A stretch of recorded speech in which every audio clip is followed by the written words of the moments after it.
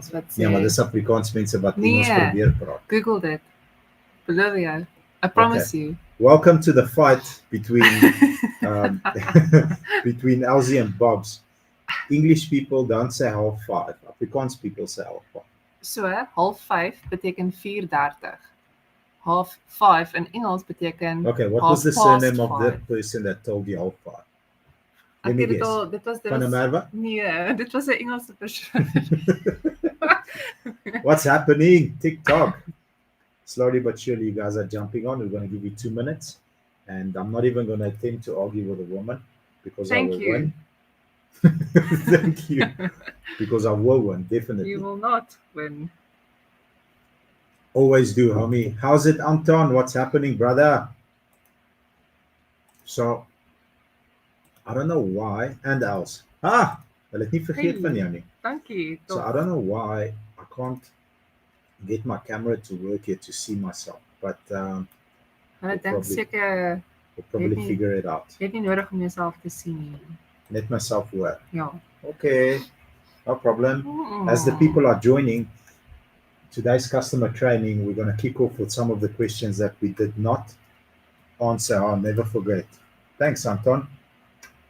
Mustn't forget Elsie because she's going to scratch more rims tomorrow. She'll be less focused. Yeah. Sid, what's happening, brother? So we're going to start with the questions that weren't answered last week. But before we do, I went and we recorded one of my favorite test drives that we've done probably this year. How lekker was that, Els? Average. Oh.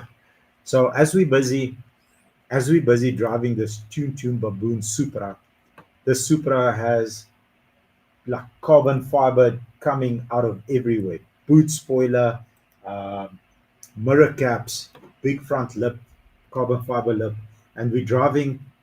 It's got a very loud exhaust system. The thing is like all over the road, brand new Michelin tires, and still the tires are like struggling to keep traction.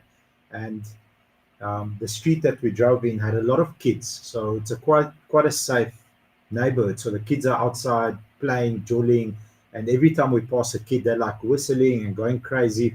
So I say to Elsie, the trick is with a sports car, every time there's children, you must rev the car and you must get them excited. They must be ambitious, and one day they must buy their own sports car. And about 5 minutes later, as we're driving back to the depot, the cutest small little lighty, but he's how old is he? Probably like 7, 8 years old, but he's chubby. So it's this round little lighty, and he's standing next to the robot cheering us on, or next to the stop screen. So I call him. I say, yeah, I open the door. I said, you want to rev the car? He says, yeah. I said, rev the car, but not hard. So he gives it a small rev. I'm like, no, man, not like a good. Rev the car. So he revs the car. I've never seen a lighty smile. Oh, shame. From ear to ear, he was shaking how much he was smiling. I think we made his day. I think so. I think we made his year, maybe. Yeah, that was too cool, man. So if you have a sports car, you must always let young people rev the car because it will motivate them. That was my favorite test drive. Your favorite test Yeah. drive? I thought it was average. The ones you drive the car, average. The ones I drive the car, above average. The drive was okay, but that moment made it. The lighty made it. Yes. Uncle Bobby, I'm 21 and need a car, but can't afford one yet. What must I do to get a car for free? Leon. So Anton, I don't know, when Elsie stops playing Tomorrow Tetris, afternoon. when Elsie stops playing Tetris, I think you need to have a microphone as well for this, because Yeah, all three microphones. Yeah. ek het een hier so by, because you've got lots to say apparently.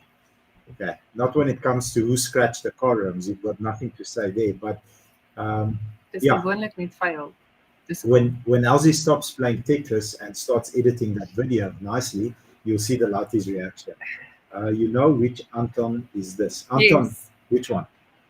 Sy van is Which Anton is this? dit is die enetjie wat jou skoene gesponsor het. Anton, is it you? Ja, myne. Okay, Anton, what's happening, brother? So me and Anton are having a WhatsApp fight, which will continue just after this, because he wants to send me another pair of shoes Oh for free, my. and I'm not going to allow that. But Anton, thank you so much. And as soon as you add me to that group of yours where you guys sell underground tackies that fell off the back of a truck on grass. Yo, why all of a sudden? Your gifter, yes, sir. Oh, So shame. as soon as I'm on that WhatsApp group, I'm gonna make damage there, brother. We're gonna buy lots of your tackies, and we used to a while ago give a Jordan like a competition, not a raffle, so you don't need to buy anything or buy a ticket or anything. But we used to ask our followers to do certain actions across the platforms. So across each platform, we'll support you, get you some lacquer business, and buy lots of nice kicks from you, and then give them away. Obviously, we'll give them away when we know the person's size, because it doesn't help you send me size 8s Yeah. and we've got a guy with feet the size of flippers and he wants a size 12. So advising him to What cut size his will that be? Nine. a size last number. So if you have a size last number, we'll have to make a special order. Your one pay is at the store with Aussies. Thank you, Anton. But we're paying for Aussies. them. We sent you tackies as well. But Really? you must send Aussie those ones, those leather shoes that the old tunnies wear, where you can see your toes. Jerusalem Cruisers. What noem jy dit? Jerusalem. Jerusalem. Cruisers. That's her favorite. Jerusalem Cruisers. Elsie's getting two Hey. pays. Yo. Anton, you're a gifter, my brother. Can message you via TikTok. So, Corbin McCrellan, you're welcome to send me a WhatsApp. My WhatsApp number, that's my telephone number, is 0825426659. It's in my username. We're about to start it. I see the people are joining us slowly but surely. They're coming in. Uzair Ishmael. How are you? Is that the person that we have talked with? Who? No. No, I don't think so. Jean Pinar, what's happening, brother? Hello, What's cutting? It seems like that if we join from 5:30, Yeah, that there's more people on. there's more people. Okay, so that means less Tetris for you. Pink and white for Elsie. Jerusalem Cruisers in pink and white, Elsie. All right, I'm going to kick it off with a question that we could not answer last week. So, Bobby, I want to know, approved by the bank for vehicle. I want it, but the dealer says I must pay them a deposit. Okay, to hold the vehicle. So, to hold the vehicle or to buy the vehicle, because it's two different scenarios. Probably the most amount of times I've been shouted at from customers have been customers that say, Jacoby, I told you, salesperson, I want the vehicle, and now the vehicle is sold. And then shouting. Wow, lots of shouting. So we developed the system. So if you're a dealer watching this, or you work in the motor industry, perhaps you can reach out to your management team and copy our system, because there's less shouting now. So when a customer shows interest, we always offer it, here's the key, in writing. So we offer this option for you. Sir, ma'am, we're a high volume dealer. We're a busy dealer. We're a reputable dealer. We're the number one dealership in the country. If you would like us to reserve this vehicle, all you need to do is pay us a 5,000 Rand, fully refundable holding deposit. Fully refundable means at any point, if we screw up the deal and we do something that you're not happy with, you don't need to write me a newsletter. You can just say, I want my money back. I'm not buying from you. That way, that vehicle on our system is actually secure, and no one can touch that vehicle. No other salesperson can touch that vehicle for 48 hours, which is enough time for you to send us the documents, and we can obviously get the approval, get the rate, negotiate the best deal for you, and then present you with the numbers. Now, if you don't present this in writing, the customer can always turn around and say, listen, but I was never given that option. I was never told that I could hold the car for 48 hours. When you present it in writing and you start shouting, I say, sir, let me just follow up, quickly check in with the salesperson. Yes, Mr. B, I did send it to him in writing. Here's the screenshot. Sir, you had the opportunity. Unfortunately, the vehicle is sold. That's the one part of the question. The second part of the question is, if you're approved and validated with the dealer, and the dealer says, in order for you to buy the vehicle, you need to pay him or her a deposit to take the vehicle. So there's one of two things that could be the issue right here. So firstly, the vehicle is either over the allowed percentage for your credit profile in terms of risk, over the allowed percentage that you may go over in terms of retail. So if retail, for example, for math purposes, if retail's 200,000 Rand and you're a borderline approved customer, borderline meaning you got through by the skin of your teeth, you are allowed to go 110 to 120%. So if the vehicle is full retail is 200 and the vehicle is selling for 229.9, the chances are you can get it without a deposit. Okay. If the vehicle is 259.9 because it's got low mileage and kick-ass extras and it's a super duper rare car that no one else can go and sell you, then the vehicle is over the allowed limit. For a borderline customer, the dealership will present you with an offer and say, in order for you to take this deal, to get this deal done, you need to pay us this deposit. A lot of the times, salespeople don't know how to explain this because it's having a direct conversation and saying, listen, we are selling this car over retail. They don't know how to have the conversation and say, the reason why it's over retail is because of A, B, C, D, E, F, G, whatever the reason is. If the car's mileage is high and the car's not special and you're over retail, then I'm sorry, you lost the deal. You priced your car wrong, they need to put you in another vehicle. But if they have that direct conversation with you, that's also a possibility why a dealer will require a deposit. We had one a couple of hours ago, probably less than an hour ago. Joseph, one of our legends at Tier 3, had a validated deal on a business name, and the bank requires a 10,000 Rand deposit because a business is high risk. Combine that with an MP200 that automatically is over retail. I mean, we pay over retail just to get the car. As soon as I found the customer, conversation is quick and easy. Small investment of 10,000 Rand gets you this baby today. Based off of the risk profile in the business, the interest rate was 14%, which he said to me, Uncle B, it's actually lower than the previous car that I bought from you about 2 months ago, 3 months ago, whatever the time frame is.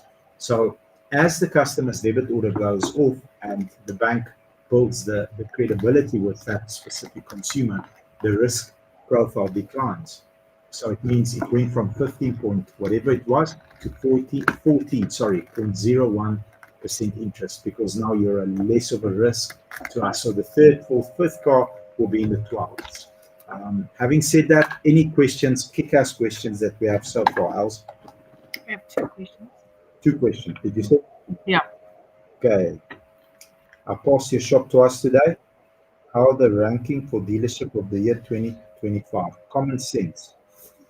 How the ranking for dealership of the year 2025? So, very good question. The ranking is done on lots of data. Part of the data is the velocity of our cars. How fast do we turn around? How many cars? So that's one part of it. So how much over retail do we sell our cars? That's another part of it. How long does a specific VIN number sit on the website? That's another part of it. And then the big part of it is the reputation. Each and every lead that comes into our dealership is handled a certain way. Step 1, who touches the lead first? What do they say? Step 2, how does that lead get passed through the sales exec? What does he say? What is the follow-up on that? How does the finance and insurance team structure the deal? We didn't win F&I of the year 3 years in a row, back to back to back, mega division, because we wing it. Everything is super slick, super strict. If you are approvable, you will be approved at our dealership. That's how good they are. 3 years ago, we took first place. 2 years ago, we took first place. 2025, we took first and second place nationally against everybody. Mega division. So from We Buy Cars to any dealer that you can think of competed against us on that. Now that also has categories. How many value-added products per vehicle do we sell? What is the cancellation rate?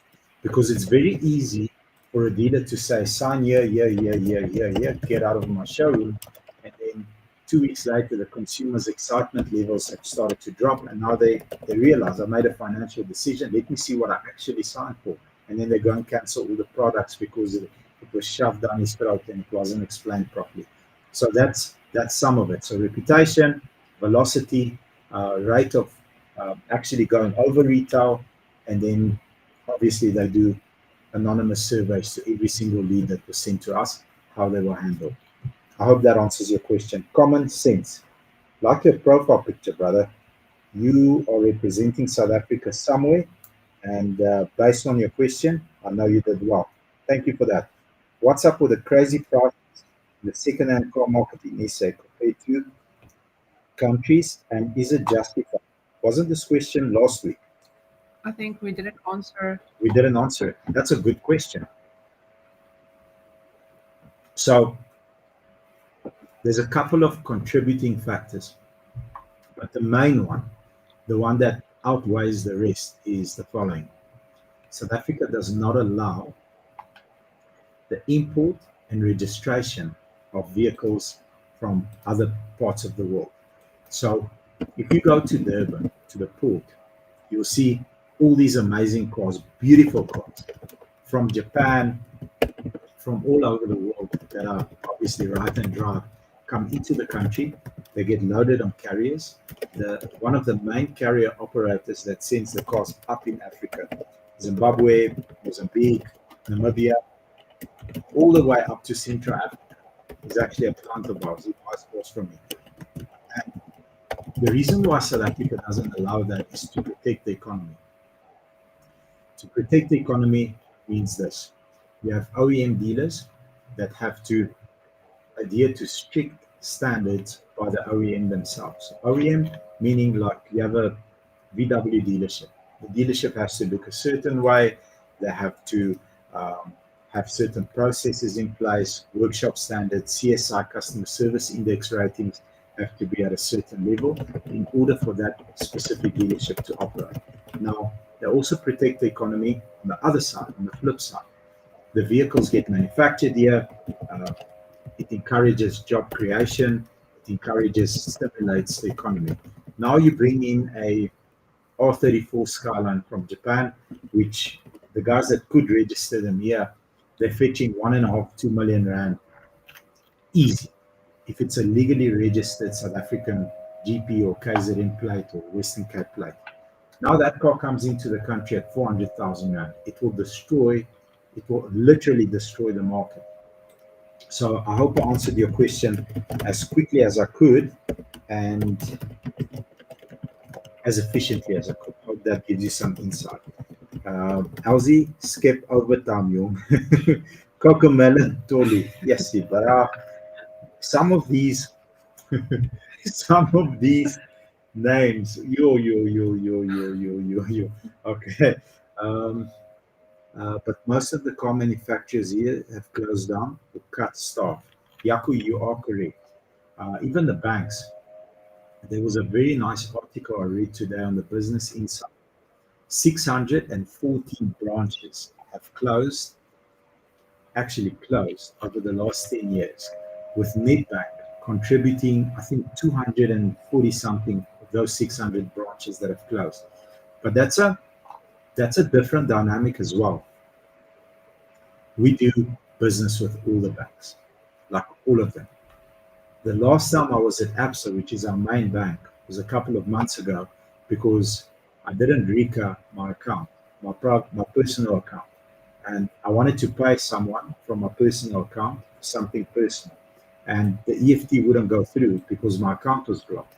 So that's the only time I'll ever go to the bank, because literally you don't need to go to the bank for anything else. You can order cards, you can stop cards, you can reverse stuff, you can do everything online. So is there actually a need for a branch outside of maybe you want to fill a Woolies bag with something and take it to someone and give it to that person in the booth? Outside of that, I don't see a need for a branch actually. So lots of bank branches closing. So how was the storm in the week? It was freaking crazy, man.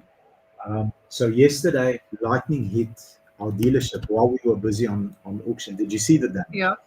It actually hit one of the columns, like literally hit one of the columns, so that the tiles of the column fell off. If someone was standing there, I don't know what would have happened. But And I was chatting to my dad, and my great grandfather many years ago was actually struck down by lightning. So my grandfather, I think, was a 13-year-old boy when that happened. He was in the mountains, and yeah, lightning is very, very dangerous. We had a lot of hail, luckily very small.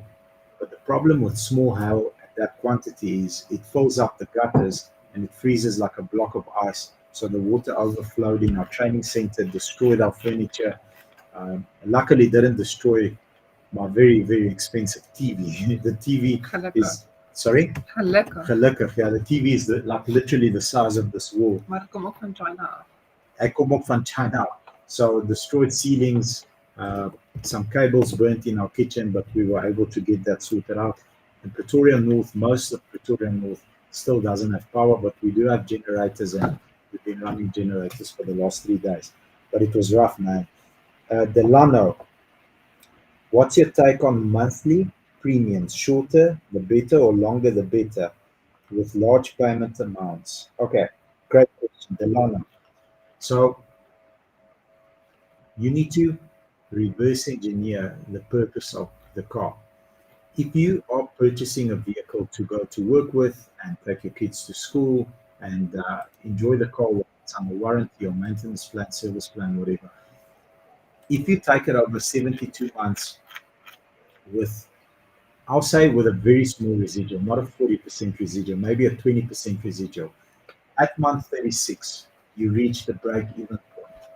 So at month 36, you can go and trade that vehicle in and have zero to very little equity, which means, typical example, if you buy Polo Viva from me, brand new car, in 36 months, it's got 75,000 Ks if you do average mileage. With 75,000 Ks, the settlement of your vehicle at year 3 is exactly what the value of the car is. So you say, Akobi, here's your old Polo. I need a TSL with sunroof now because I'm a top G. And I want to go and bother all the aunties' daughters that drive A3s. So at that point, you reach your break-even point, which means you're not going to pay in, but you're not going to get cash out. If you take it over a shorter period, at 36 months, you will have equity in the car. Equity means your settlement, for example, is 190 and the car is worth 220. So you have a 30,000 Rand deposit or a cash back, whatever you want to use the 30,000 Rand for. The more you pay, the less interest you pay. So if you see it as an asset that you want liquidity in that asset, if you pay more over a shorter period of time, you reach liquidity quicker versus no liquidity at 36 months. But if you drive it for 72 months and you pay it off, you've got full liquidity of the vehicle. But at that point, it's depreciated quite a lot and most probably out of warranty and out of service. I hope that answers your question, brother. Okay, can I trade in my GWM P Series 4x4 2024 with 8,000 kilos? Sid, absolutely, my friend. You are welcome to do that. And depending on where the settlement is, it falls back onto the question that I've just answered. Because you have owned it for a long time, it still seems like a new car. Most probably, you don't have equity unless you pay the deposit. If you pay the deposit, you lose a portion of that deposit, but you'll come up clean. If you didn't, then there's probably going to be an over-allowance, an amount that either has to be paid cash into the settlement or an amount that will need to be put onto the next vehicle, which will increase your installment on the next vehicle. So before you do that, you need to make sure that the car you're buying now, if this one doesn't serve the purpose that you're buying now, is going to carry you for at least 48, maybe 54, 60 months because of that shortfall that's been added on. Hope that makes sense to you. Okay. If you look at dealers here in Cape Town, most have closed down. Lots of people lost their jobs. Jacob. Okay, so it's not the Jacob that I know. Jacob. Let me answer this statement very respectfully as I possibly can. So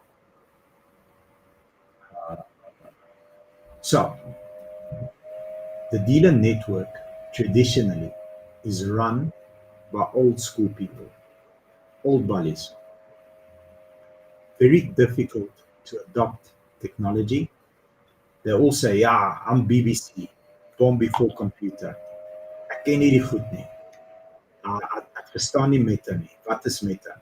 So when technology enters a market, it's a disruptor for those who don't adapt. It's an enabler for those who do adapt. For example, 5, 6 years ago, I figured out that, and I was driving. This is how I figured it out. I was driving, and I'm just watching the people next to me. Guy driving with his wife in the car. Guy's driving, wife's on social media. You can literally see her scrolling like this. So that's interesting. Everybody's like facing fine the whole time. Okay, then stop at the robots, and then you see the dude driving alone in the car, also on his phone scrolling. So I said, that's the attention economy. I need to create a brand elegantly and with our own flavor. So I'm not everyone's cup of tea. Some people have given me so much flack that sometimes I drop a F bomb. I'm just human, bro. I'm a person. I've got emotions. I've got feelings. I'm passionate about stuff, and I do drop a F bomb from time to time. I try to do it less, but it happens. I can't walk on water. Only one man walked on water 2,000 odd years ago. But having said that, once an industry is disrupted by technology, the people who adapt that technology first win long term, and they continue winning because the reality is, take social media for example. We had an external company that was internally contracted, so it's a company from the outside that acts like it's our own from internal use that we worked with that helped us get to about, on a good day, about 20,000 organic views on the social platforms. We were posting twice a day religiously. We never skipped a post, twice a day.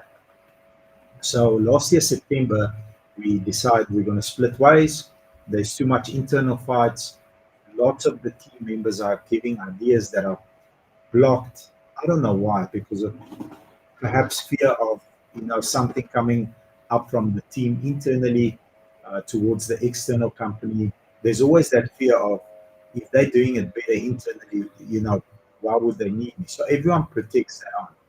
Long story short, we move away from that external company. They did wonderful things for us. We did a lot together.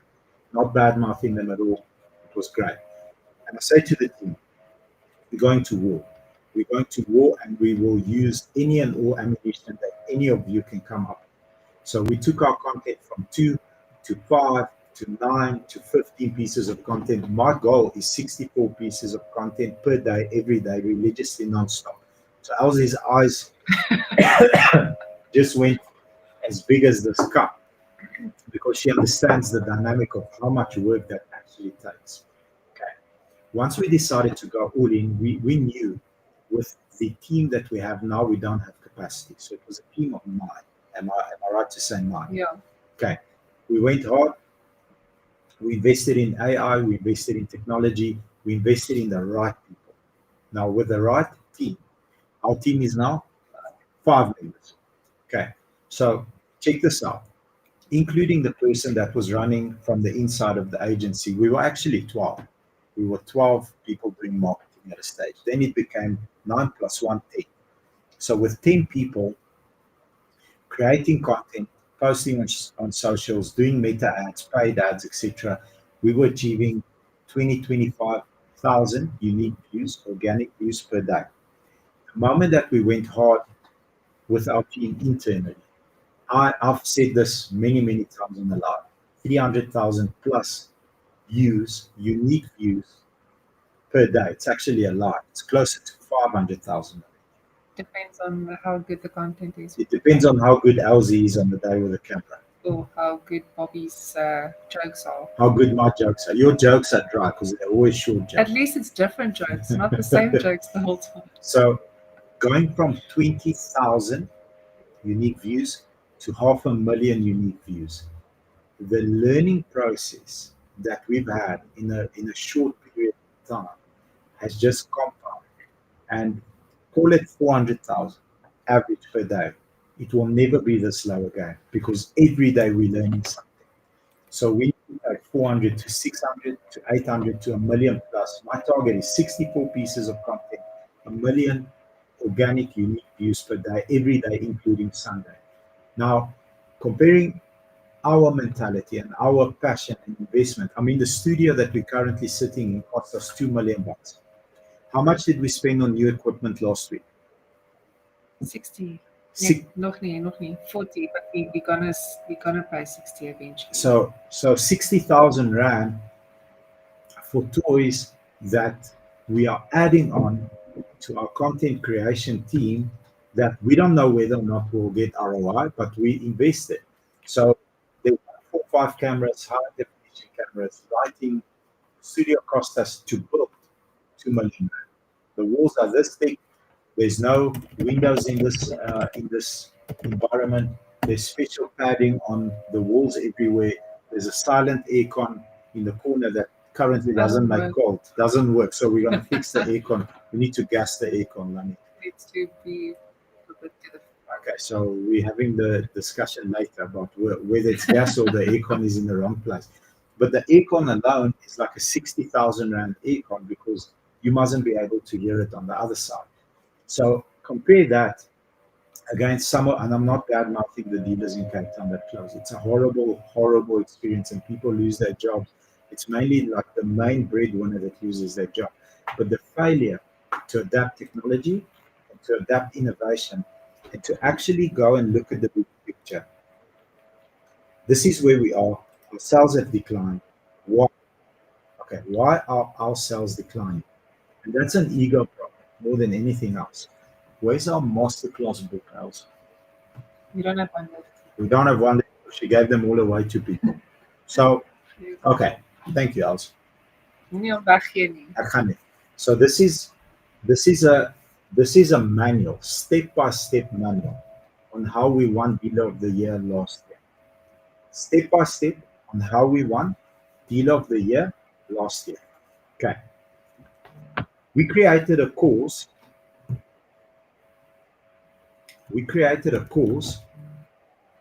That teaches dealerships everything that we know. Guys, this is how we beat you. Here. No holding back. Zero secrets. From what time we post, how to tag, how to create hashtags, how to do the analytics, the maths behind the content. 2, fraud prevention, how to catch a clown vehicle. What's our own scripts? This is copy, paste, edit my name, use it, industry use it, because the better we get as an industry, the better we can serve you, our customer. That course, I charge the dealerships. So exactly how to beat me. 50,000 Rand to attend a full day workshop with me. I speak for 7 hours. The book, the main bullet points, the main powerful statements in the book are actually blanked out.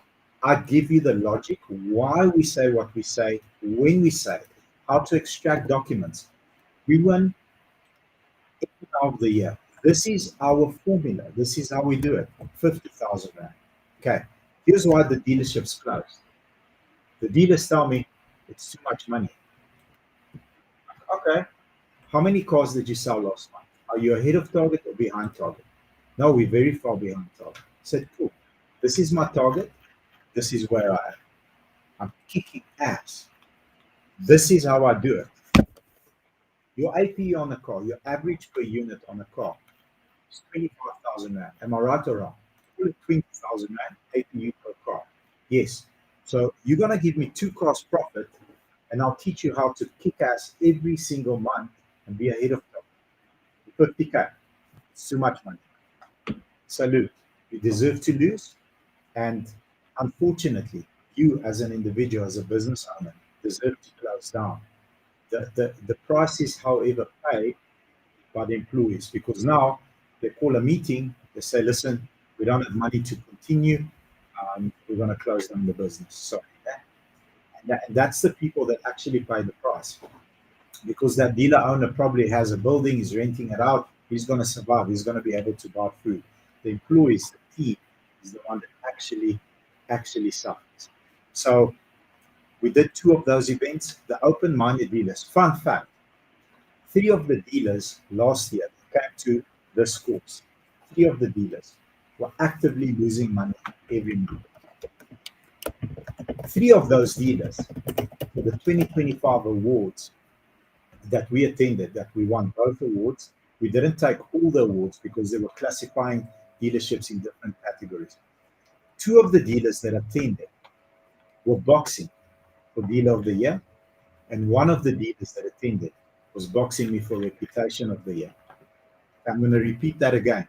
They went from losing money to actually, I was stressing my balls off when I knew who the finalists were. I'm like, this guy took this manual and he made it his own and he improved some of the stuff. He's kicking ass, like freaking well done. We formed groups. If they've got a question, Uncle B, this algorithm changed. What have you seen? Great. This is how we counter that. And I continuously add value for free. So why did the dealerships close in Cape Town? Not only in Cape Town, Pretoria, one of the biggest dealers in Gazina closed. It's the failure to adapt quickly and to inject the technology and what currently works, because what currently works is not going to work next month. That's the best part.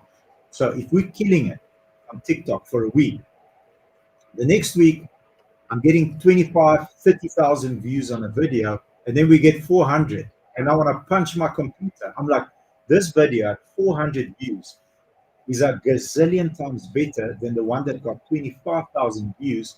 How do I suck so bad? Okay, we need to figure this shit out. We go, dive deep, make a few changes, make a few edits, boom, we're back.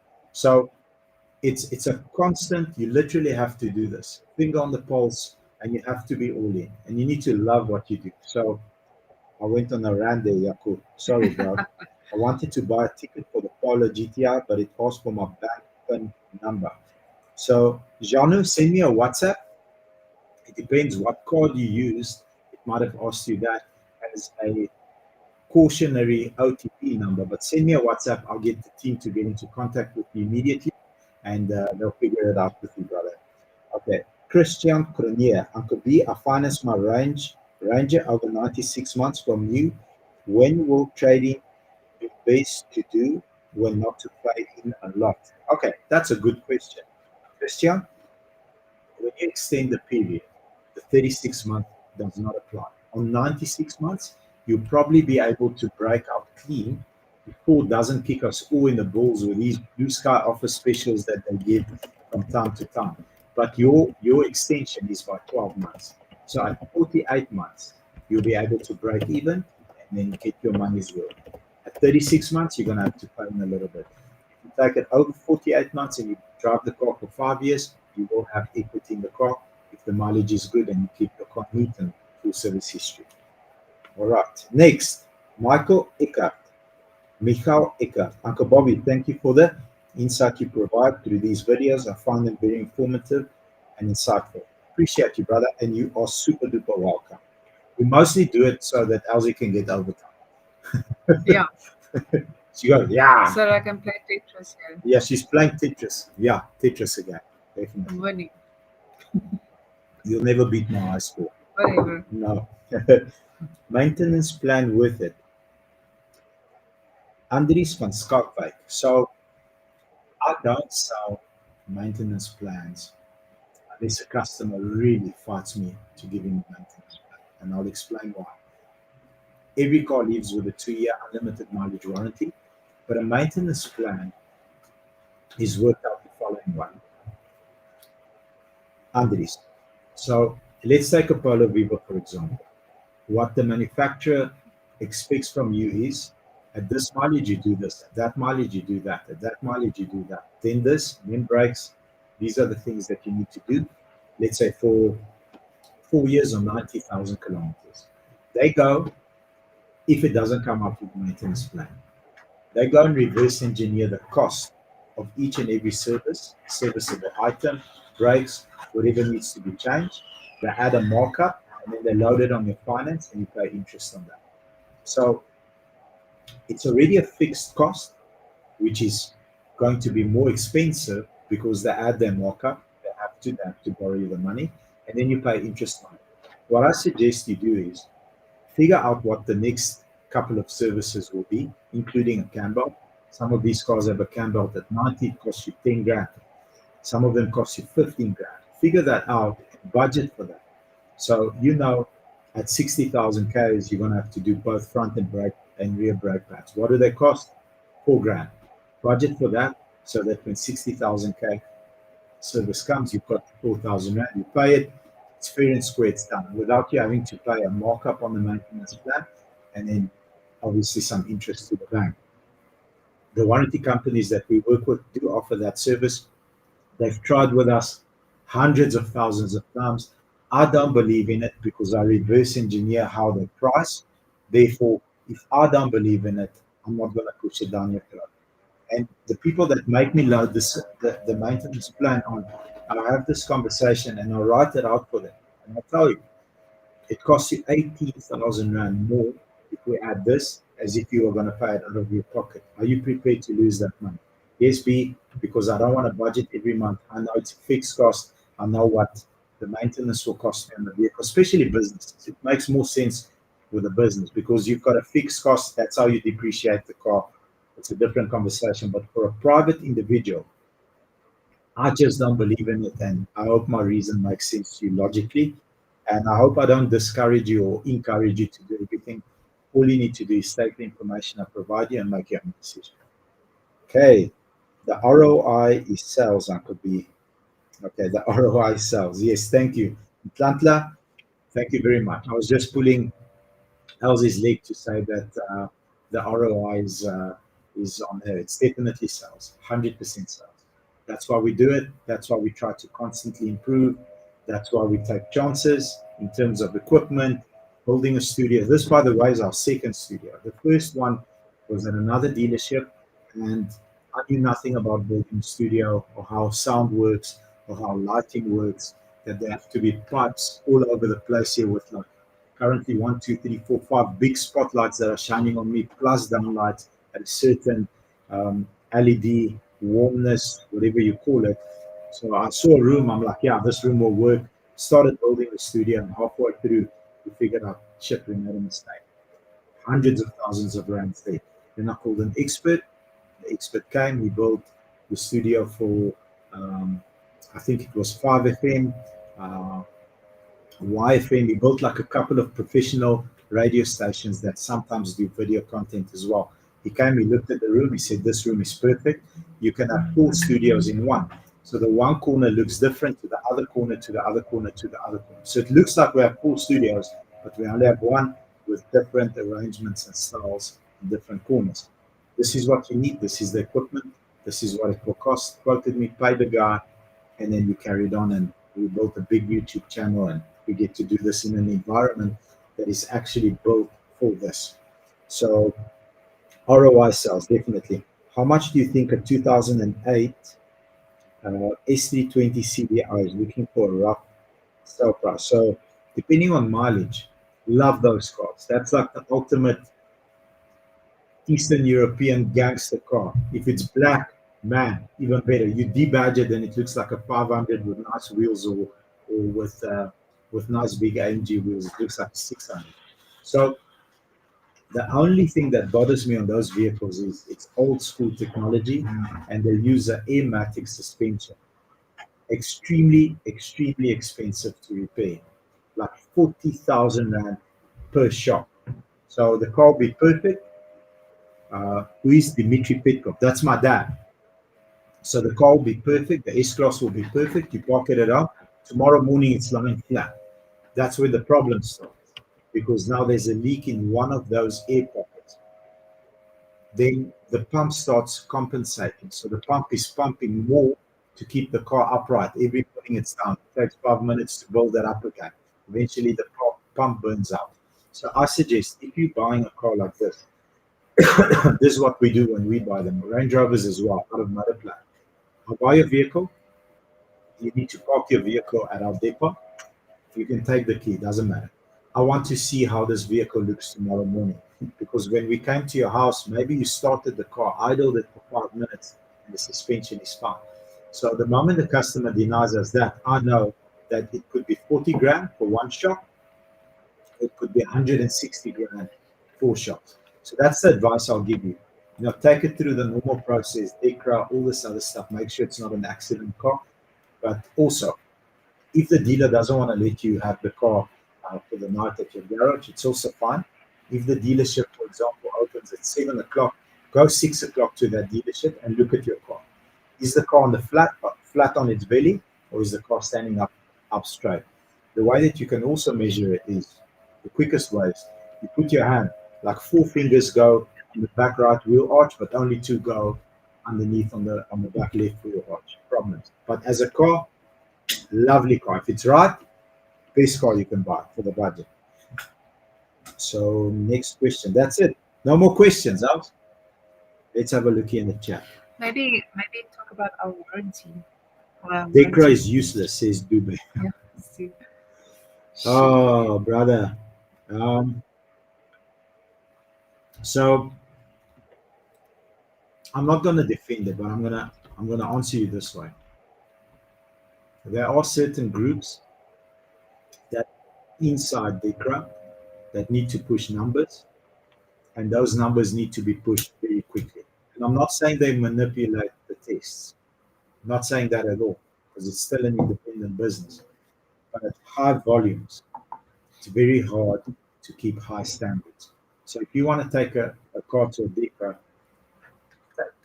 take it to one that you can actually leave the car there, and it takes them to properly fully evaluate the vehicle, versus a high volume DECRA where it's got more.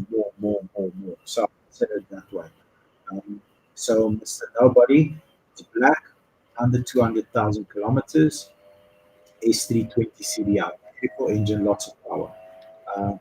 But they do manipulate the numbers, Uncle Bob. Dube, brother, I don't care to incriminate myself on camera. Like, literally, I don't. But if you have proof and say this is the reality, this is what I saw, like I say, a DECRA is just a person that is emotional, that has bad days and good days and great days, that looks at your vehicle. How long have they been doing the inspections? Because if you have an uncle that's been doing it for the last 10 years, he's seen it. He's sharp, he picks up stuff. If you have a youngster that has been doing this job for 6 months, it's the first S320 CDI that he or she tests, and they haven't done one of these cars in the past, the chances of them slipping up is a lot higher than the uncle that works next to him that's been doing this job for 10 years. That's the reality. So sometimes you'll be unlucky. The car will get tested by an inexperienced newbie, and then they might miss something. It's possible. You can have a retest because the test is valid for a certain amount of days. At a different DECRA, I suggest that. Okay. All right, that could be. And I get a GTI with a 2019 Grand i10 trading on 108K and well serviced and in good condition. Absolutely, you can. That i10 is worth a lot. The mileage is good. If you want us to serve you, you're welcome to shoot me a WhatsApp. It's in my username with the details of your vehicle, including the license list, and we'll present you with an offer, and then we'll pick up the transaction from there. Danko, Uncle B. Dube, you're very welcome, brother. Q, Uncle B, do you own a motorcycle? If so, which one? So Q, like one of the things that I mustn't ever do in life anymore is ride a motorcycle, because when I climb onto a motorcycle and I put my helmet on, this is my last helmet I ever bought and will buy. Let me show you something. How do I get this thing out here? Okay. I think they built the Casio around the helmet. Okay, Tetris wheel. So I don't know if you guys can see it, but this is the last helmet that I ever bought. And the reason why on anti-bike, is twofold. So I rode superbikes for many years in my 20s, and I rode it like a retard. So for me, when you ride a bike, you have to get all the horsepower out onto the back wheel at all times. It's non-negotiable. So I'm pretty light. So power wheelies, this is before technology and after technology. Power wheelie is a must. You cannot pull away on a superbike and not power wheelie the superbike. I mean, only girls will not power. Every single robot power wheelie, we used to call it the Isle of Damn. The road is between Pretoria North and Hartbeespoort.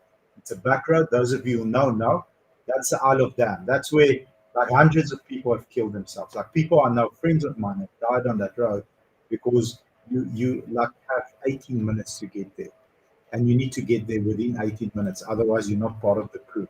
So rode lots of super bikes, rode crazy speeds, rode rallies. I've been only to one rally, but just crazy speeds. And then I took a tumble. I had the most beautiful Ducati. It was it was like a piece of jewelry. Dry clutch. It goes kak, kak, kak, kak, kak, when you squeeze the. It's fucking awesome. And I took a tumble at 10 k's an hour. I dropped the bike. My jeans were torn, a little bit of blood. No one drove over me. Pops, this is how sore it is at 10 k's an hour, and you're driving ridiculous speeds on the highway. I don't even know. If it says that, it's that. I'm driving that all the way. If you fall at that speed, dude, they're gonna have to mop you up. So I said, no more super bikes. I got into Harleys. Then I had an ape hanger. That was freaking awesome. But I live like 22 kilometers away. I can't make it home because the ape hanger is designed for people with longer arms. So I'm riding like this. It looks cool, but it's cock uncomfortable. Then I'm riding like this with a piss pot helmet. And then eventually I got a balaclava. Balaclava piss pot helmet, this normal height oak, stretched arms like this. Then the women used to tease me next to the road. They said, near that, your arms are still short. I'm like, fuck you. And then I ride away. And then the women are fluking me at the back. And I'm like, no, this is not cool. Then I got a bobber. That was fun. And one of the warranty company's reps, very good friend of mine, I've known him for 20 years. He's like, yes, B, what a cool customized bike, wood seat. This thing looks like it's 150 years old, but it's like a year old. Very nice.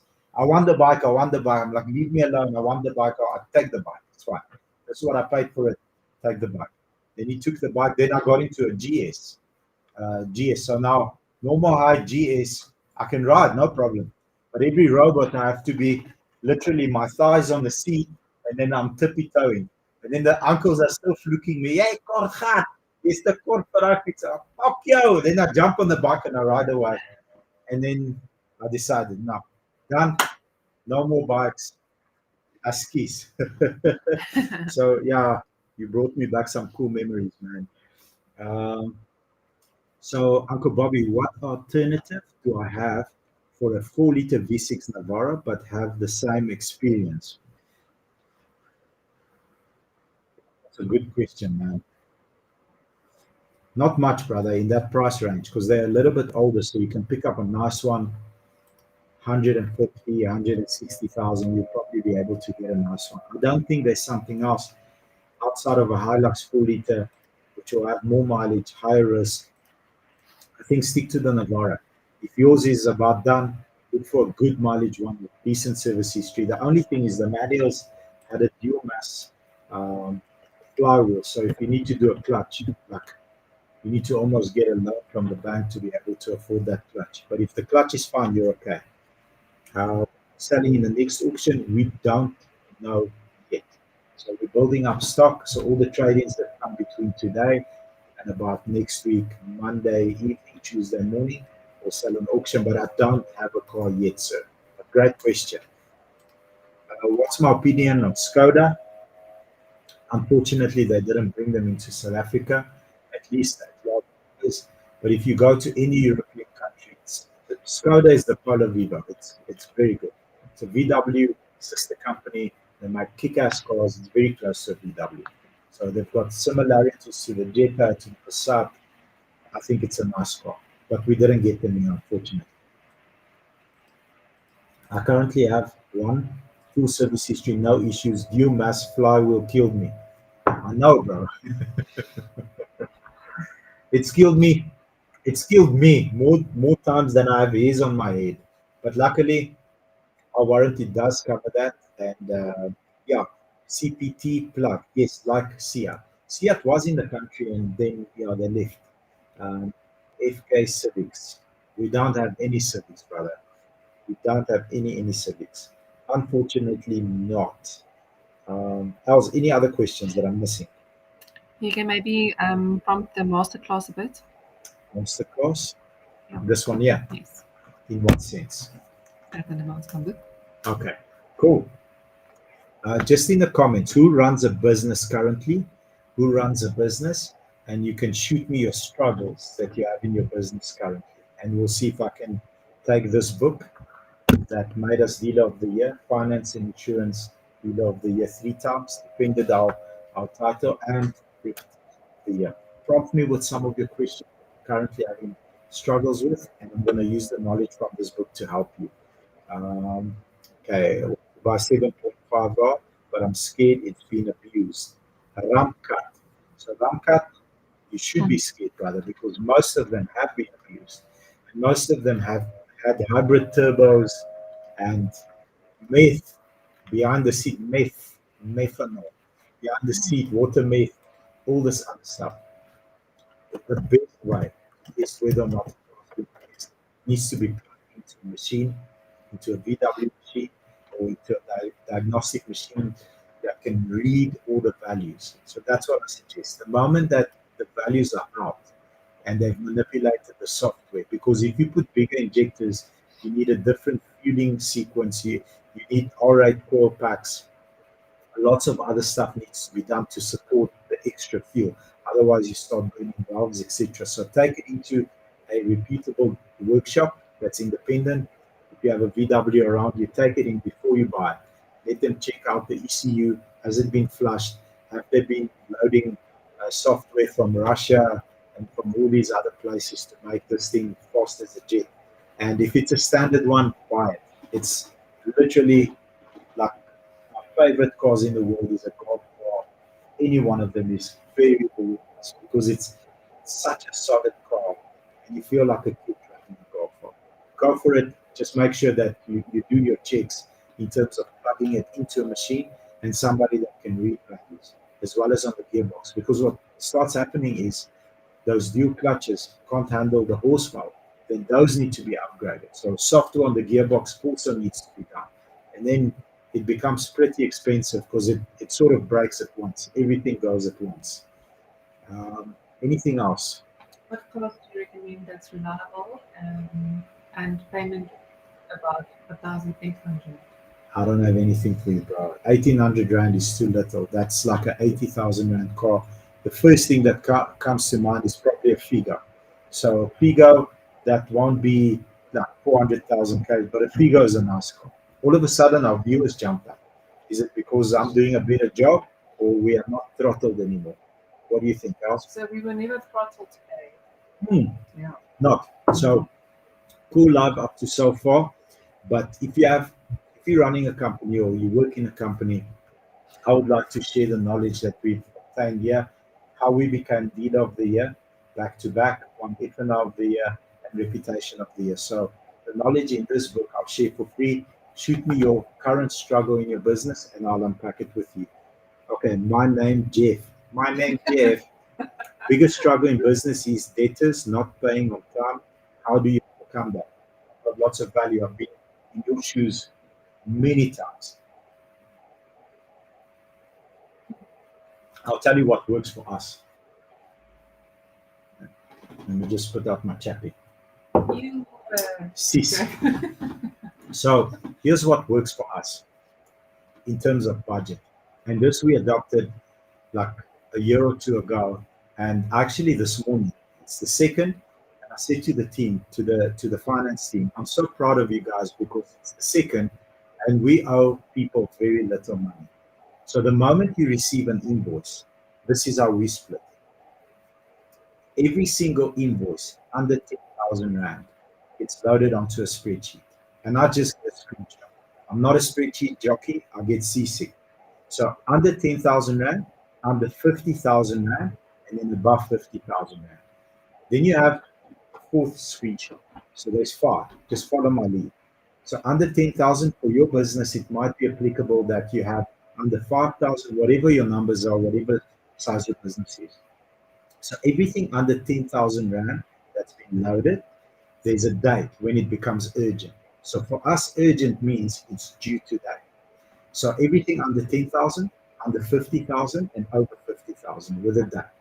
Okay. Then you have a fourth screenshot on a budget group. The fourth screenshot says this is how much money we owe all our debtors. So let's say, for example, we owe everybody combined 300,000.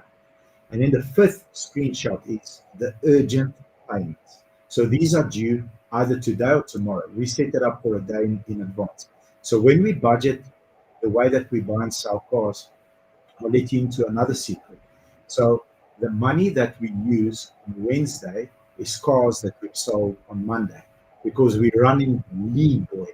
We need to, like myself and the buying team, need to make the company broke. That's our mission. If we are broke, we are successful. Because if we broke, it means we are buying faster than we're selling, which is a nice place to be, counterintuitive, but it's a nice place to be in a business because you're growing your stock holding all the time and there's enough cars to sell. The moment there's too much money in our account, we are failing as a buying team. I'm part of the buying team, part of the sales team, part of the marketing team, but us, the buying team, are failing. So if you have under 10,000, under 50,000, and over 50,000, these screenshots every morning, that screenshot gets loaded. Once you have the urgent payments for tomorrow, we know tomorrow's payments are going to be, for example, 150,000 Rand, and Morsi has booked cars for 1.5 million. We know what's in the bank. That's it. Those are the cars we're paying tomorrow with Monday's payouts for Wednesday. And then as the month progresses, you are eating the elephant one bite at a time strategically.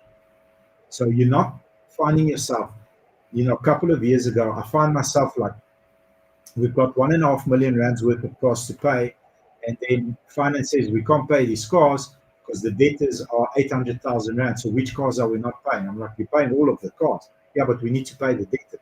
So why all at once?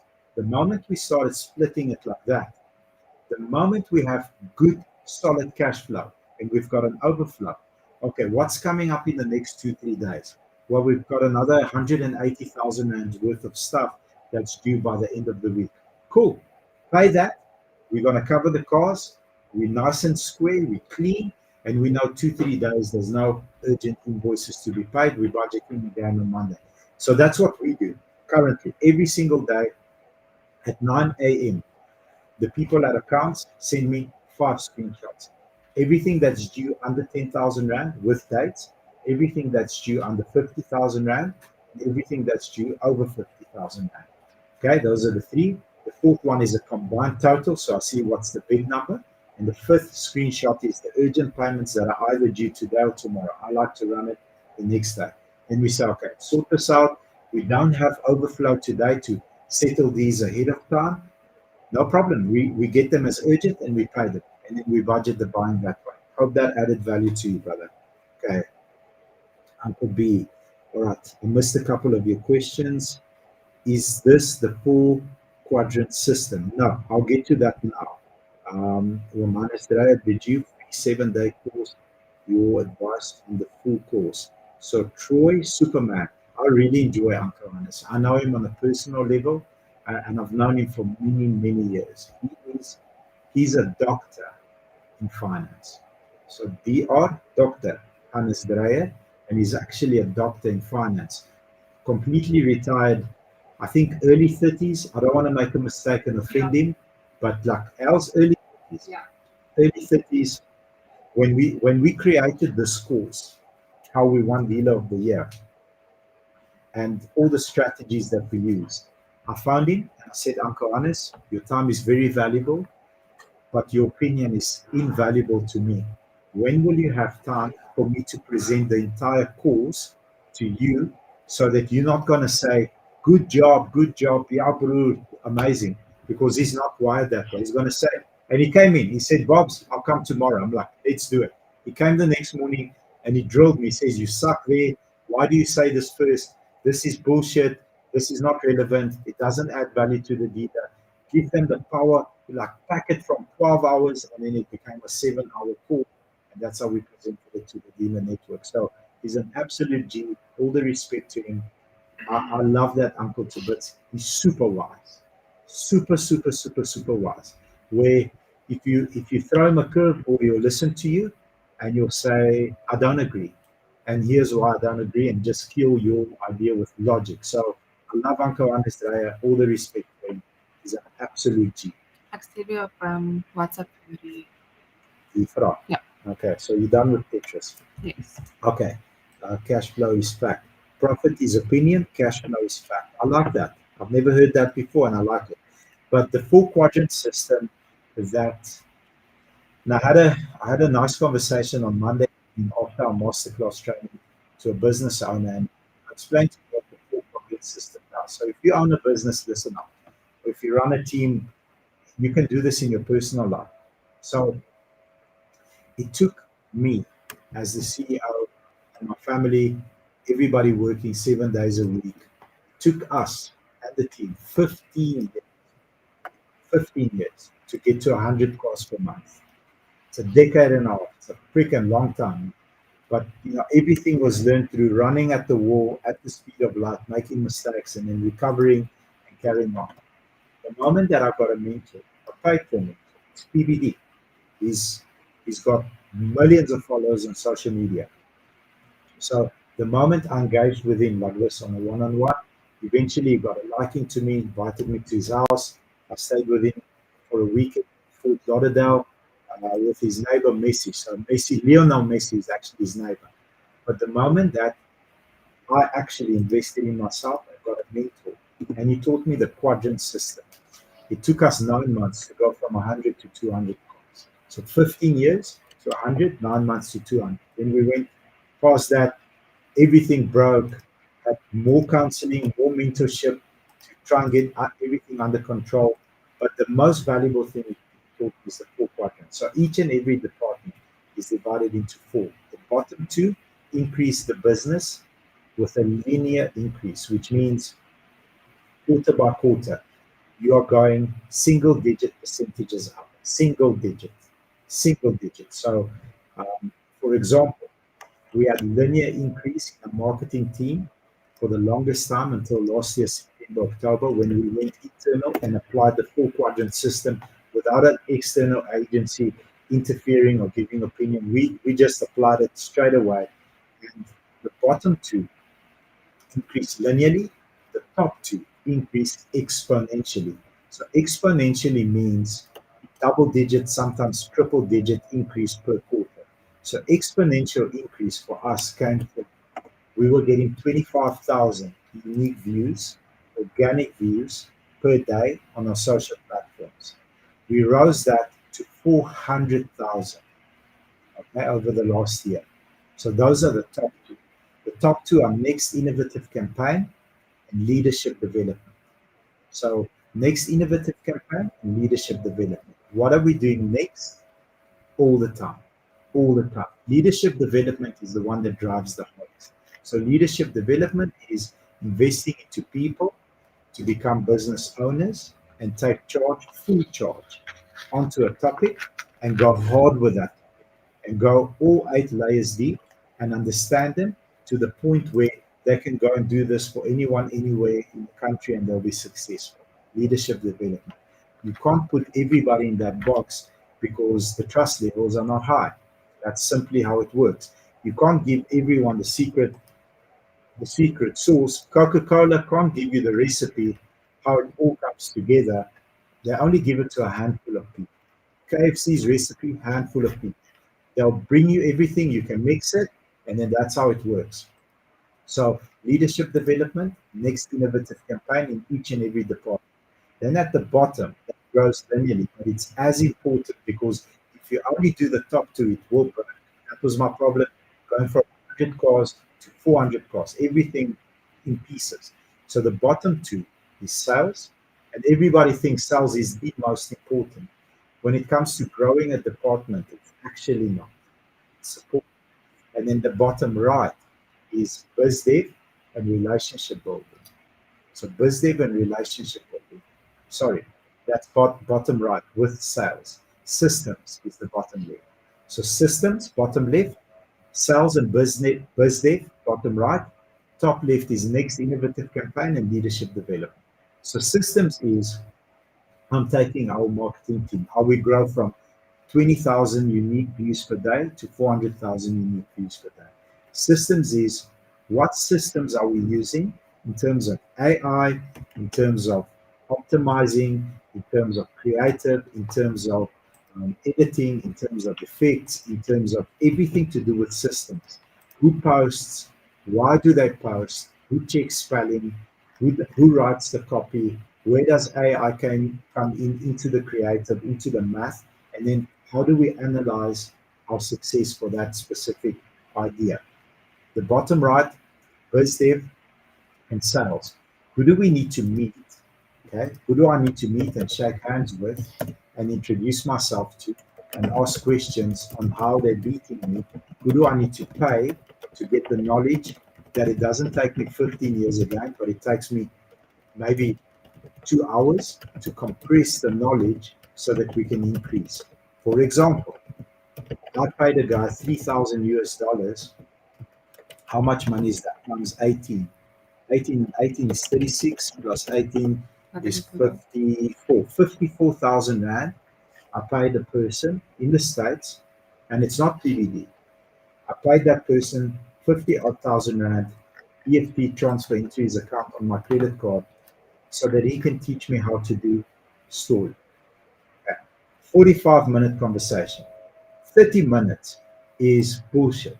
So at 30 minutes, I said to him, brother, I know you're going to give me the juice and you want me to feel that the investment that I made with you needs to be worth it because you're taking me down the journey. Give me the juice. I paid you because I trust you. I know you can give me the juice. Says, are you ready? I'm ready. Okay, Bobs, you need to do this, then this, then this, then this, then this. That's it. Yeah, that's it. All right, I'll report back to you. The first time I used the strategy, we sell an M3 E36 for 600,000 Rand without advertising it anywhere. Do you remember how excited I was? Yeah. I was freaking the F out. I said to the team, you don't advertise this car, you don't send out the photo, you don't post it on a group. No one knows about this car except me. When the truck arrives, you phone me. You wash the car, you phone me. Still had a problem with the roof lining. Those cars have a problem, the roof lining hangs. And it was replaced at that stage by BMW twice. So the car comes in, I park it in a specific place, I do what that person taught me that I worked for, I post it on my socials, exactly how he taught me to do it. And someone reaches out, that first story gets on Facebook, I think 28,000 views on my story on Facebook. On Instagram, about 18,000 story. I'm talking real, no budget, just his strategy. Okay, I sell that car, 600,000 Rand car, oh, story, not advertised anywhere. I'm like, so I text him, said, bro, this is what I did. I sent him a screenshot of how many views I got, and this is the result. I sent him the EFT. I'm like, whatever money I paid you, you've paid me back plus some. And I'll get to keep this knowledge, and I'll get to use this knowledge and train my team members to use this knowledge. Like the best investment I've ever made, the best 15 minutes that I could spend with you. I appreciate you, brother. You're an absolute freaking rock star. So the moment that you invest, and that in terms of where what's that? Oh, you can't see. Ah. That's a shame. Sorry. What happened? So somebody put a bunny on your head and then also a bike helmet. A bike helmet. Yeah. Thank you. But I'm going to take it off. Otherwise, I'm going to power wheelie that bike again. So how this strategic quadrant works is this is valuable. I need you to understand this. This is the most valuable thing I'm going to tell you. So the technique, the tactic of that how to post story became a next innovative campaign until it was tested and proven, and and it became a part of our system. So it's no longer a next innovative campaign. Once we prove that it works, that's just how we do story. That's how I do story. Boom, it goes from next innovative campaign, system. What's the next innovative campaign? And you bunch a bunch of those up together in each department, including sales. For me, the moment I applied that with sales, I mean, immediately we went 9 months later, 200 cars, 15 years to get to 100 cars. So that's what the strategic quadrant is. Extremely powerful tool. I teach it in this seminar. And by the way, PD he was so freaking cool about it. He says, you know what's the best thing? It's not my idea. It's not my strategic quadrant. So and so taught me this, and it's like my business. He sold it with 66,000 sales agents. He did have investors that came in between and sold off portions of his company. He still retained majority of his company, but he did 10 million, 50 million investors, and eventually sold his company for $500 million. But that was the biggest differentiator from, growing linearly to exponentially. Okay, I'm going to take some other questions. Right. Sensor. I did. Je praat net. Soldier, what tips would you do? Okay, so Big J, what tips and tricks? So if you're looking for a trick in sales, you need to get out of sales, brother. Like quickly. There are no tricks in sales. I don't like that word because it seems like, and I'm not saying it's you, maybe you just typed it out wrong, but if you're looking for a trick in sales, a trick to me is like taking a shortcut, a sleight of hand. That's a trick. A card trick is a sleight of hand where it pushes the card a certain way, and then is this the card that you chose? That's not what sales is about. The tip I'll give you is you need to listen, to understand, and you need to respond without an ego and without an expectation to sell. So the customer that earlier said to me, here's a perfect example. What's a nice car for 1,800 rand per month? I listen to understand. I can't help you. I don't have a car like that. My intention is not to sell him a car. My intention is to serve him. And at 1,800 rand per month, a car can't serve you because the moment I go into those cars, all the awards go away. I can't defend Dealer of the Year 30 in a row. I can't defend Reputation of the Year. All those awards go away because that price class car cannot be the reliable and the high quality car that I want to produce to my customers. So the tip I'll give you there is I don't ever engage a customer to sell. The expectation to sell is not there. It literally isn't there. My expectation is to serve you. And if I can't, I'll point you in the direction at someone else that can. Brother, 1,800 per month on a vehicle, not for us. I'm sorry I can't serve you. We're starting off at 2.5, 3.5, and all the way up because that's my vision. My mom is 60 years old. Every car that leaves Midpack Motors must be in the condition where I can give it to my mom. She can drive to Cape Town and not be shy about the car, no matter what the price or the budget of the car is. And at 1,800 rand per month on the car, I don't know if she'll make it, so I won't sell you that car. Okay, so that don't use tricks. Tips, no problem. Tricks, I don't like that word. It's a sleight of hand word. All right, Chatua X70 Plus, cool car. We sell a lot of them. I like it. I like the key as well. It looks like a AirPod case. So the Chatua key actually slightly bigger than your AirPod case. So slightly bigger. 4 buttons, very cool, very slick. I'm not sure if I like the door handles that open this way. I don't know if I like that. I'll still decide. But otherwise, a cool car, very nice car. 325i shirt looks good. Appreciate you, brother. Um, not we, Els has been hammering away with the team. Helena from Cape Town that leads the team. They've been working countless hours to perfect the merch. So the type of t-shirt, the material, the fit, the print. I've been like wearing. I've got only 2 of them, so I wear one, I wash it, I wear the other one, I wash it, like countless times to see whether or not the quality is of the standard. And soon enough, we'll start promoting the website. You can order it. It's merch.midbackmotors.co.za. Awesome, awesome. My favorite thing there is the rim scratcher cap. So it's designed for women, pink, it says rim scratcher, and the rim of the cap is also, what do you call it? It's like torn. It looks like the rim of the cap is also scratched. Yeah. So that's my favorite piece of merch on our website. I like it a lot. Sorry? It really looks old. It looks old and it looks scratched on the rim, even though it's brand new. So it's look, very, very nice. Ladies love it. Do you have contingency for someone that can't pay their cars they bought? Do you have contingency if someone can't pay their cars they bought? Miles is cool. So Miles, I'll give you a fun fact. We're selling 200 plus cars a month over a long period.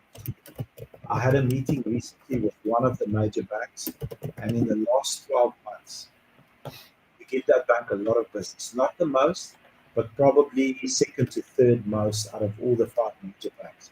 In the last 12 months, we've had 3 repos.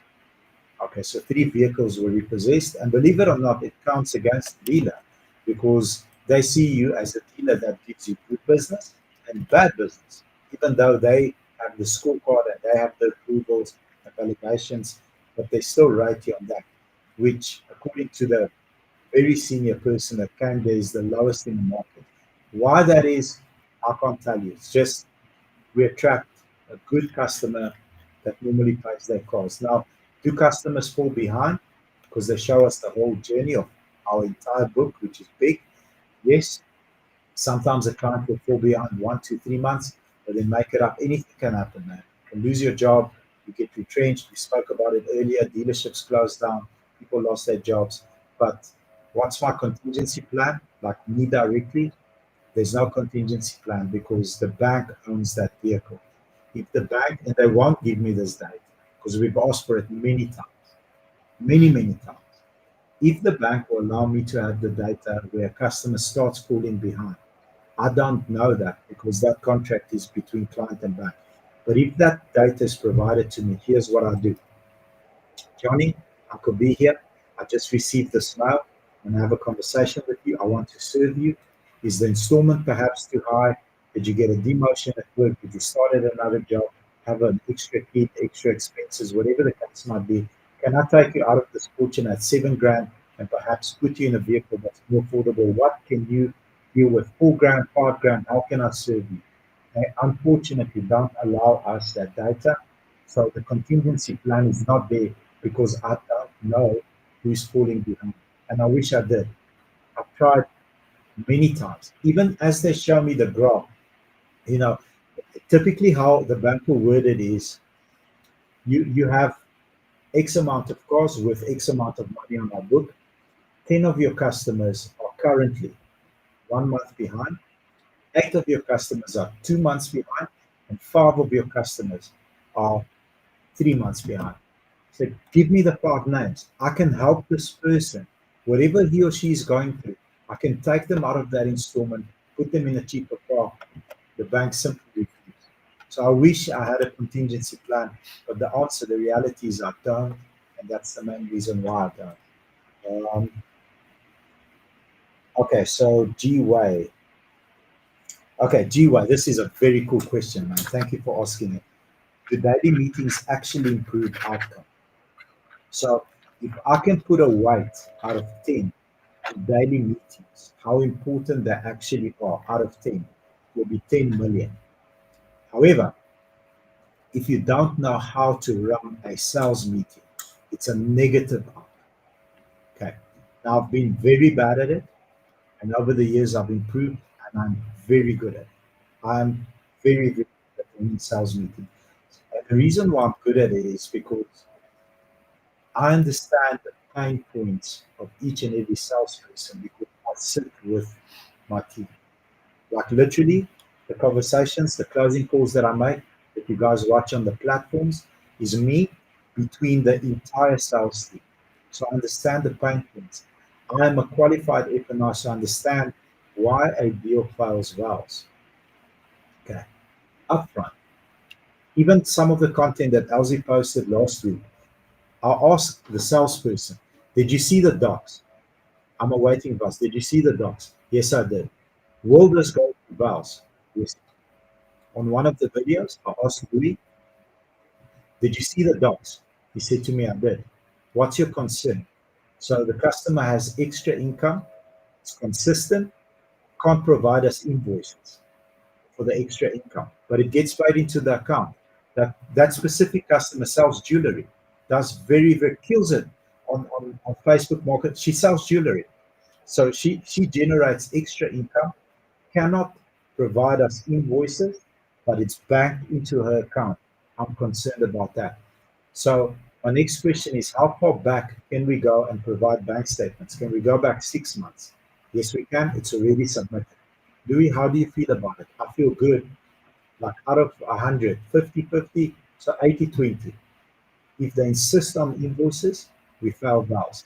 If they accept bank statements, because the income is very much similar, stable, they'll work out what the average income is over the 6 months. 80% it will go through. If they do ask for invoices, it will be declined because the customer is upfront. Louis, this is what I do. This is how I make money. They are my websites. I generate extra income this way, but I can't give you invoices. Eventually, that customer's application actually failed validations because the bank insisted on invoices. We were upfront, we can't provide it. The bank statement not sufficient. Now, we advise the customer, this is how you should run your business going forward, and come back to us in 3 months, minimum 90 days, and we should get the validations through. So, understanding the pain points, creating a daily mission, and the main reason is for me to check everybody's mood. So Elsie knows when I walk into the room, my job is to influence the mood of everyone. That's my job. As a sales leader, I need to influence the mood. I come in, it doesn't matter how many shitty calls I took on my way to work or what happened or went to the gym, hurt my shoulder because our ego lifts sometimes. That doesn't matter. I walk into the room and I immediately raise the temperature of the entire room by just being present, positive, chin up, shoulders up, chest out. Louis, what's up? How are you, brother? Why you? Let me see your eyes. Did you drink last night? You know I don't drink alcohol. So why the sad face?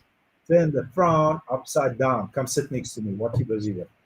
And every single day, lead by example. I'm not going to talk up on else. I'm just saying what works for me. Lead by example. But actually, customers, thank you very much for the opportunity. You are so blessed to work with you. You know, Louis is actually a rock star. Edifying the people. So edification is a cool word. It means building people up. You have to build people up both publicly and behind their back. I talk about everyone behind their back the whole time. Positive things. I'll never speak negative about someone behind their back. Positive. I talk about Eddie behind his back on every single live. Eddie's a top G, drives an M4 and he wears LV shoes to work. He's a rock star. He's got a tag. He's just a cool cat. He's got the arms of Arnold Schwarzenegger at his prime. You know, everybody wants to be like Eddie because eventually they tell him, this is what Bob said. He said this on the live. He's like, cool. I know how he feels about me. When Eddie makes shit, okay, we have a private conversation. No one's around. Otherwise, I phone him if he's not there. Bro, you're behind on this. You're kicking me in the balls. Last week, he kicked me in the balls so hard. Freaking hard. You're kicking me in the balls, bro. This is a small problem that's creating a big headache for me. I need you, brother, to improve. And I don't want to know about this, that, or the third thing. It's your responsibility. How are we going to fix this? Tell me how. Well, I don't know. Okay, cool. What if you do this? What if you do this? What if you do this? What if you do this? What if you do this? Yeah, one of those five will work. Okay, cool. Let's chat tomorrow. Boom, it improves. But in a sales meeting, 5 people, build them up and lead by example. I'll never ask someone to phone a rude customer that I'm scared to phone. The rudest customer, the guy that flukes you, give me his number, I'll phone him, let him fluke me, no problem. On speaker, we'll have a conversation. I'll give you my points, I'll listen to your points. Logic should prevail because we're all grown people. If you're buying a car, you're You're a logical person. You're a grown person. You earn an income. You work at a job. You know problems happen. But that's how you run a sales meeting. And there's nothing that will increase the morale of the team than running a proper sales meeting. Having said that, it's 7:30. If you'd like to book us for a 90-minute course on how we won Dealer of the Year and the strategies, the quadrants that we use and we spoke about, you're welcome to. It's a 90-minute session. It is a paid session. And if you book me for two, you'll get a third one for free. If you are somewhere in South Africa, it will be done recorded, like this package by LZ, edited, sent to you. And the main purpose of retraining the trainer, I do get booked out at businesses where we speak to the actual team, and I've done it with dealers, and I don't like it. And the main reason I don't like it is I come to the sales floor, I start poking, handling objections. Typical Andy Elliott, big ego.